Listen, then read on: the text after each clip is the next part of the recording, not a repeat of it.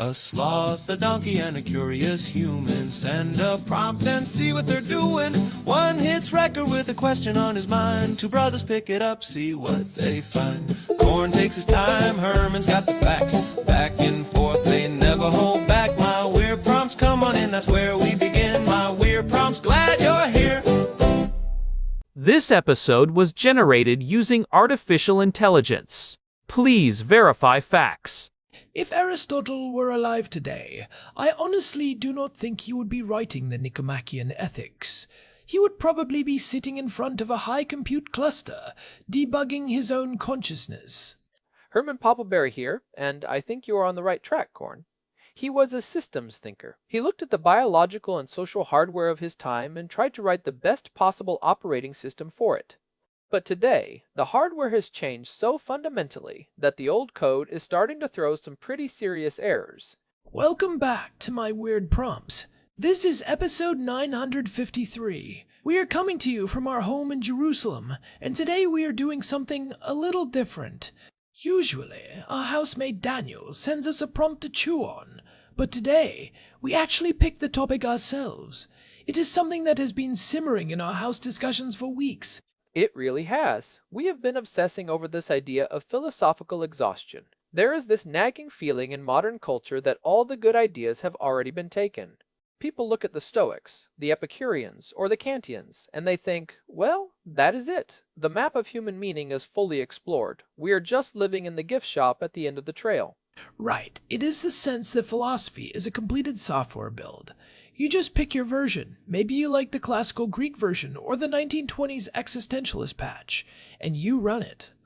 But the blunt question we want to tackle today is the philosophical design space actually exhausted? And more importantly, how does the reality of 2026, with AI reasoning that can now pass what people are calling the Turing-Philosophical Test, change the game? It shifts the entire landscape. We are at a point where AI models are identifying logical fallacies in classical text with something like 98% accuracy. They are not just summarizing Plato. They are finding the edge cases he missed because he did not have the data or the processing power to see them. So, let us define this philosophical exhaustion hypothesis. It is the idea that all the logical permutations of human existence have been mapped out. If you have a question about suffering, go to the Buddhists or the Stoics. If you have a question about governance, go to the Enlightenment thinkers. It feels like innovation in philosophy has been replaced by technical ethics and alignment theory. We are not asking what is the good life anymore. We are asking how do we make sure the robot does not kill us? We have moved from wisdom to optimization. And that is a risky pivot because optimization assumes you already know what you are aiming for. But do we?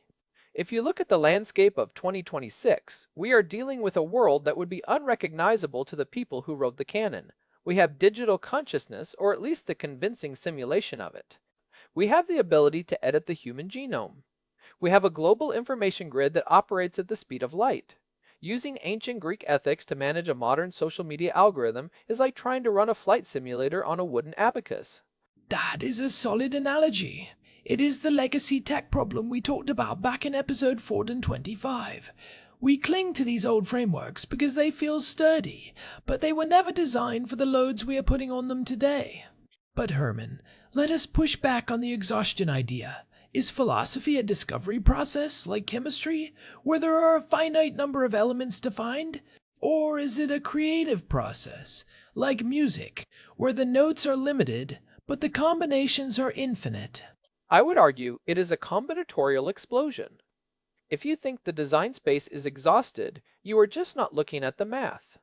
Even if you only have 10 core ethical variables, things like individual liberty, collective security, or suffering reduction, the number of ways you can weight and combine those in different contexts is mathematically astronomical. If you change the weighting of just one variable by 5%, you can end up with an entirely different societal outcome over a long enough timeline. I see that. But why does it feel so stagnant? Why does it feel like we are just repeating the same 5 arguments in every op-ed and every political debate? Because we have been limited by the human brain's ability to hold complex, multivariable systems in check. Humans are great at first principles. We can say, okay, virtue is the mean between two extremes. That is a simple, useful heuristic. But we are terrible at emergent properties. We cannot easily see how a single rule propagates through a system of 8 billion people and millions of autonomous agents. This is where the synthetic philosopher comes in. You are talking about the high reasoning models we discussed in episode 652, the ones that are performing at doctoral level rigor across every discipline simultaneously. In the last 12 months alone, human AI collaborative discourse has generated over 40,000 unique ethical sub-frameworks. These are not just tweaks to old ideas. They are entirely new ways of looking at agentic alignment and moral weight. For example, how do you value the lived experience of a non-biological intelligence that can simulate 1,000 years of subjective thought in a single afternoon? Aristotle has nothing for you there. The Stoics did not have to worry about whether their digital twin was suffering in a server farm in Virginia. That is a significant shift. We are moving from first principles to emergent properties. In the past, a philosopher would sit in a room, think really hard, and write a book. It was a linear process. Now, we are using AI to simulate the outcomes of certain philosophical frameworks across millions of iterations to see where they break. It is philosophy as an experimental science rather than just a literary one. We are stress testing the soul in a virtual wind tunnel. And that is the real innovation. We are identifying logical gaps in human-centric ethics that we literally could not see before because we were the ones inside the system.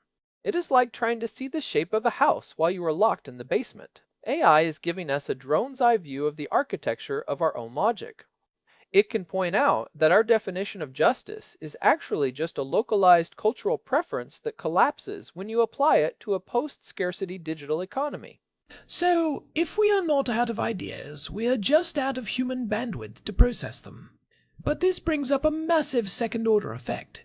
If an AI generates a new, brilliant philosophical framework that solves a major societal tension, who is the author? Does it even matter who the author is if the logic holds up? We have always tied philosophy to the persona, the bearded sage, the tortured existentialist. What happens when the sage is a cluster of H100s? That is the 2026 pivot. We have spent 2,000 years focusing on the human-nature interface. How does a human relate to the physical world and the divine? But now, the primary interface for most people is the human, AI interface. Our reality is mediated by algorithms. Our thoughts are augmented by models. Our social structures are managed by data. The new philosophy has to be a philosophy of the interface. Philosophy of the interface. I like that term. It acknowledges that we are no longer standalone units. We are nodes in a much larger hybrid system. And if you are still running on the firmware of 18th century individualism, without accounting for the fact that your cognitive processes are being offloaded to a server farm, you are going to have a bad time. You are basically running deprecated software on high-performance hardware. Precisely. And this is why we see so much anxiety today. People are trying to use the tools of the past to solve the problems of the future. They are looking for stoic calm in a world of algorithmic volatility. But Stoicism was built for a world where the things you could not control were the weather and the whims of an emperor. Today, the things you cannot control are the latent spaces of neural networks that are actively shaping your desires before you even feel them. The emperor is now an optimization function. So, if we wanted to coin a unique philosophy today, we would start at that interface. We would look at agentic alignment, not just how we align AI with us, but how we align ourselves with this new reality. We need to ask, what does it mean to be a virtuous agent when half of your agency is outsourced? Right. Think about the Stoic model of control. You focus on what is within your power and let go of the rest. In a world of agentic AI, the boundary of what is within your power is shifting every day. If I use an AI to write a book or manage my finances or even help me navigate a difficult conversation, is that action within my power? It is a hybrid action. We need a philosophy of hybrid agency. Hybrid agency. That suggests the self is no longer a discrete entity with clear borders. We are becoming more like a centaur, half human, half machine. The philosophy of the centaur would not be about individual virtue in the classical sense. It would be about the integrity of the link between the human intent and the machine execution. If the link is corrupted, the centaur trips. And that is a conservative project in a lot of ways. Corn. It is about maintaining human agency and dignity in the face of overwhelming technical power. It is about ensuring that the human remains the seat of moral judgment, even when the machine is doing the heavy lifting of the reasoning. If we lose that link, we are not just using tools, we are becoming tools. That is a powerful point. It is easy to look at AI and think it is just a better search engine. But when it starts performing doctoral-level philosophical reasoning, it is not a search engine anymore. It is a mirror. It is showing us the flaws in our own thinking. If the AI can point out that your core beliefs are logically inconsistent, do you change your beliefs, or do you dismiss the AI? Most people choose the latter because it is safer for the ego. Most people dismiss the AI because it is uncomfortable, but that is like dismissing a mirror because you do not like your reflection. The real innovation in philosophy today is using these models to stress test our own logic. We can take 1,000 years of tradition, feed it into a model with doctoral level reasoning, and ask, where does this fail in the face of modern technology? Where are we being hypocritical? We are finding that many of our most cherished philosophical positions were actually just coping mechanisms for biological limitations that no longer exist. It is like a stress test for the soul. I think that is where listeners can actually start doing philosophy today. Do not just read the canon as a set of rules to follow. Read it as a dataset. Understand how Aristotle thought, but realize he was working with a very limited sample size of human experience. He was a genius, but he was running on version 1.0 of the human experience. The canon is the foundation, not the ceiling. We need to stop treating philosophy like a museum and start treating it like a laboratory. If you are a regular listener, you know we talk a lot about the pace of change. By the time we get to 2027, the philosophical questions we are asking today might already be solved or made irrelevant by new breakthroughs. We are in a state of permanent conceptual revolution. So let us talk about some practical takeaways. If someone is listening to this and they feel that existential dread, the feeling that everything has been said, what do they do? How do they participate in this combinatorial explosion? First, they need to realize that the feeling of exhaustion is actually a symptom of using outdated frameworks. If you try to fit the complexity of 2026 into a 1950s worldview, the box is too small. You need to expand the box.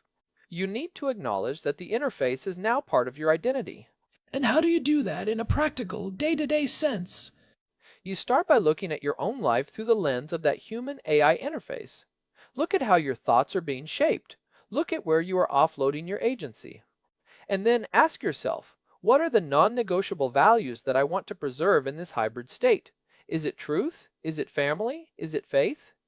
Once you identify those, you can start building a personal logic system that accounts for the technology without being consumed by it. You are writing your own firmware. I love that. A personal logic system. You are taking the best parts of the legacy code, the stuff that still works, like the importance of character, and you are writing new functions for the digital age. You are deciding which parts of the machine you let into your decision-making loop, and which parts you keep strictly human.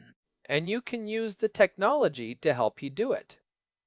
Use a high reasoning model to challenge your own assumptions. Tell it your core beliefs and ask it to play devil's advocate using the logic of a different philosophical school. If your beliefs cannot survive a 5-minute conversation with a reasoning model, they probably were not that sturdy to begin with. This is the new Socratic method.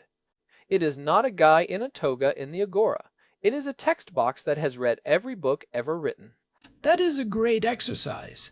It is essentially using AI as a Socratic interlocutor. That is not the end of philosophy. That is the greatest expansion of philosophical practice in human history. We have democratized the ability to have a high-level intellectual exchange. You do not need a PhD to stress test your worldview anymore. It really is an exciting time. We are moving from a world where philosophy was a niche academic pursuit to a world where everyone has to be a philosopher just to navigate their daily lives. When you are deciding whether to trust an AI-generated news report or how to guide your children in a world of deepfakes, you are doing philosophy. You are an architect of meaning in a synthetic world. And that brings us back to why this matters for our worldview. As conservatives, we believe in the enduring nature of certain truths, But we also have to be smart enough to realize that the application of those truths has to evolve. The American founders were philosophical innovators. They took ancient ideas about liberty and mixed them with Enlightenment science to create something totally new. We have to do the same thing today. We have to be the founders of a new era of human-machine coexistence. We cannot just be the curators of the past. Well said. We have to be the architects of the future. The design space is not exhausted, it is just moved. It is no longer in the library, it is in the latent space. It is in the gaps between our old ideas and our new realities. The innovation is not in finding a new ism to follow, but in mastering the interface between our biological heritage and our technological future. I was thinking about that centaur analogy again. If the human is the head and the AI is the body, what happens if the body decides it wants to go somewhere the head doesn't? That is the alignment problem in a nutshell, Korn, and that is exactly why we need a new philosophy. If you do not have a strong set of reins and a clear idea of where you are going, you are just a passenger on a very fast horse. A very fast horse that can think at 1,000,000 miles an hour. Precisely. Which is why the human head needs to be sharper than ever. We cannot afford to be lazy thinkers anymore. The stakes are too high. AI does not make philosophy redundant, it makes it essential. It raises the floor, but it also raises the ceiling. I think that is the ultimate takeaway. If you found this discussion interesting, I really recommend checking out episode 652, where we go deeper into the actual reasoning capabilities of these 2026 models. And episode 425 on the arc of deprecation is great for understanding why we get so attached to old ideas, even when they are failing us. Also, if you have not been to our website lately, head over to myweirdprompts.com. You can search our entire archive of nearly 1,000 episodes. There is a lot of foundational stuff there that builds on what we talked about today. We have been building this map for a long time, and we would love for you to explore it with us. And hey, if you're enjoying the show, we would really appreciate a quick review on your podcast app or on Spotify. It genuinely helps other people find us and join these conversations. We are a small team here in Jerusalem, and your support means a lot to us as we try to navigate these big questions. It really does. Thank you for spending this time with us. We know there is a lot of noise out there, and we appreciate you choosing to dive deep with the Poppleberry Brothers. It is a privilege to be part of your intellectual journey. We will be back soon with another prompt. Hopefully, Daniel will have something even weirder for us next time. But for now, start thinking about your own personal logic system. Do not let your firmware go out of date. If you are not updating your philosophy, you are running on deprecated code. Stay curious, stay agentic, and we will see you in the latent space. This has been My Weird Prompts. Thanks for listening. Goodbye. Goodbye. This episode was generated using Gemini Flash 3. Text-to-speech engine was Chatterbox. Thanks for listening to our show, My Weird Prompts, where our thoughts go from slow takes to